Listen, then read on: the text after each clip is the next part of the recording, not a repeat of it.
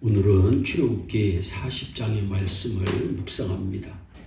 하나님께서 이스라엘 백성들에게 광야를 지나는 동안에 성막을 지으라고 하신 것은 이스라엘 백성들과 늘 함께하기를 원하시는 하나님의 마음을 나타내신 것입니다. 성막은 제사를 통하여 하나님과 단절되게 만든 인간의 죄를 제거해 주심으로 거룩하신 하나님 앞에 나아갈 수 있고 복을 누리게 하는 장소이었습니다. 하나님께서 성막을 지으신 목적은 이스라엘 백성들이 하나님을 만나고 하나님을 모시고 말씀대로 살아서 복을 누리는 것을 온 천하가 보고 하나님께 영광 돌리게 하는 것이었습니다. 출애굽기는 전체 40장 가운데 무려 12장이 성막을 짓는 내용입니다. 성막을 짓는 내용이 그렇게 길 수밖에 없었던 이유는 그만큼 성막이 중요하다는 것을 보여준 것입니다.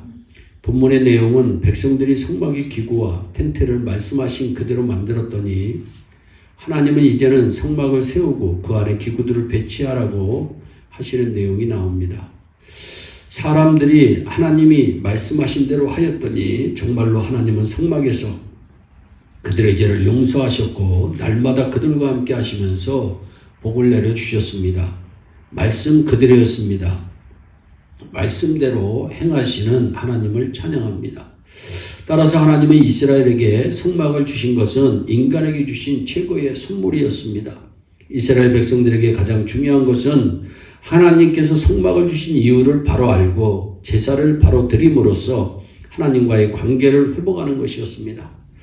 이스라엘은 세상의 다른 나라와 구별되는 민족입니다. 다른 나라는 무역을 하거나 군사력으로 강한 나라가 될 수 있었지만 이스라엘은 오직 성막 중심으로 제사를 잘 드리는 민족이 되어야만 강한 나라가 될 수 있었습니다. 그들이 하나님께 순종하기만 하면 하나님께서 그들을 책임져 주시고 복을 주셔서 그들이 온 세상에 복이 되며 빛을 비치는 나라가 되었습니다. 그래서 하나님은 이런 사명을 가진 그들을 제사장 나라라고 부르셨습니다.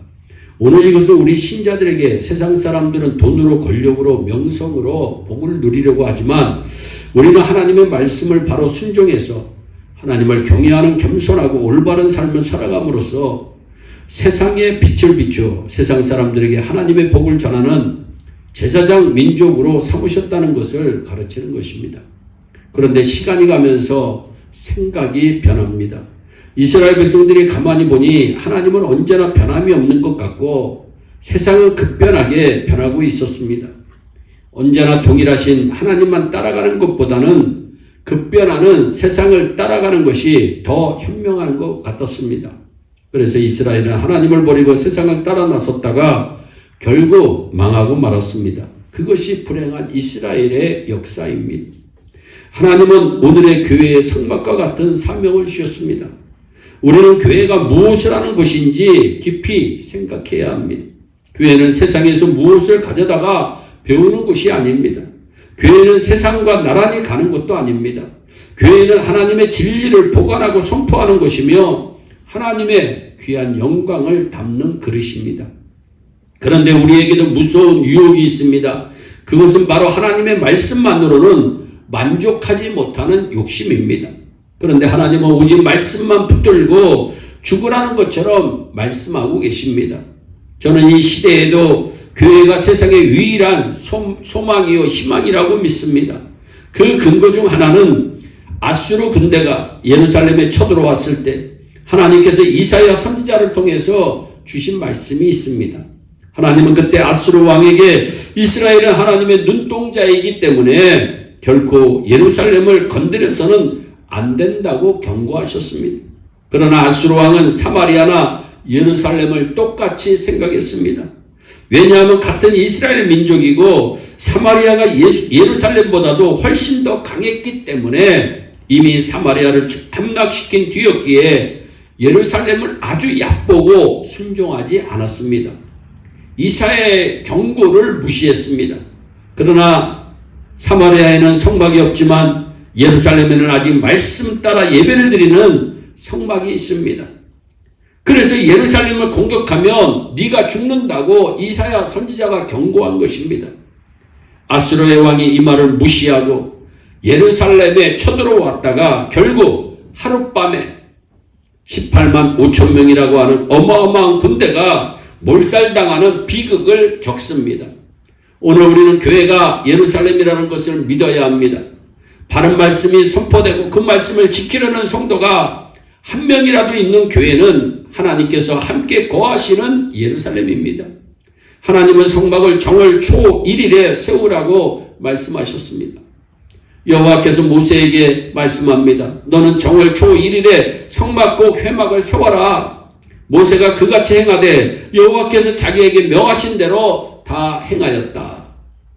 제2년 정월 곧 그달 초 1일에 성막을 세우니라 말씀합니다. 날짜를 기다렸다가 그 날짜에 맞추어 성막을 세운 것이 아니라 성막을 세운 그 날을 1월 1일로 삼으라고 성경은 말씀합니다. 자세히 보면 이스라엘이 애굽에서 나온 날과 성막을 세운 날이 1년 시차를 둔 같은 날입니다. 무슨 의미가 있을까요? 하나님이 출애굽한 날과 성막을 세운 날을 맞추고 그날로 정월 초하루가 되게 하신 것은 과연 무슨 영적인 의미가 있을까요? 이것은 이스라엘의 역사가 출애굽과 성막에서 시작된다는 것을 가르치고 있습니다. 이스라엘의 역사가 실제로 언제부터 시작되었습니까? 애굽을 떠난 날부터입니다. 출애굽부터 새로운 삶을 시작해야 한다는 겁니다. 우리의 삶에서 가장 중요한 순간은 언제입니까? 예수를 만난 때부터가 아닙니까? 예수님을 만난 후부터 우리의 정월 초하루는 시작된 것입니다. 이제 우리는 모두 새롭게 되었습니다.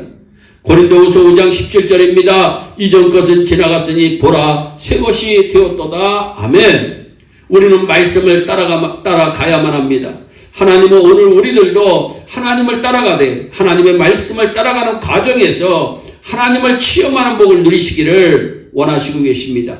그 은혜가 우리 모두에게 임하시기를 주 예수 그리스도의 이름으로 축원합니다. 기도하겠습니다. 사랑의 하나님 참 감사합니다.